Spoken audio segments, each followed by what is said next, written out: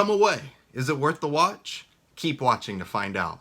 8-year-old Alice and her mischievous brother Peter travel to London to sell a treasured heirloom, and upon returning home, Alice seeks refuge in a wondrous rabbit hole, and Peter enters a magical realm as leader of the Lost Boys.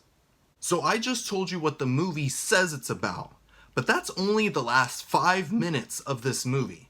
The rest of this movie is just one big dumpster fire. First off, this movie is so slow. It's an hour-and-a-half movie that technically doesn't start until the hour 10-minute mark. It doesn't have any of that magical fantasy feel that I was expecting. Instead, it focuses on grief and how people deal with grief in a variety of toxic ways.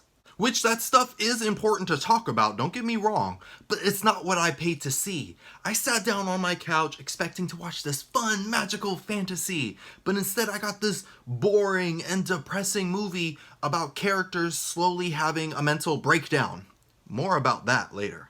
The only enjoyment I got out of this movie was catching all the character references to the Alice in Wonderland and Peter Pan stories. So there would be characters who represent the Red Queen, Captain Hook, the Mad Hatter, and that's all the fun I got. I'm just sitting there on my couch going, hey, that's supposed to be so-and-so.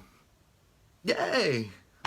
And there's traces of these throughout the movie where I think the movie's gonna start going down that fun fantasy road. And I'm like, okay, here we go. Here comes the fun, do-do-do-do. But then the movie pops off my TV screen and goes, no, Alex, get back in the boring sadness. But what makes me the most angry about this movie is that the fantasy stuff is all in the kids' imagination. So the story would switch back and forth between what's really happening and what the children are imagining is happening. I hate when movies do this to fantasy stories so much. I hate it so much because it takes all the fun out of it. Either make it realistic and alter the origins of Alice and Peter, or do a full-on fantasy movie, because the imagination aspect just makes this movie very weird to watch. Like when 8-year-old Alice is about to chug a bottle of whiskey, she does this, and she imagines it as a cute potion with a little note that says, "Drink me." Or when Peter Pan goes to Neverland, where he never grows up and he becomes leader of the Lost Boys. We all know that it's in their imagination.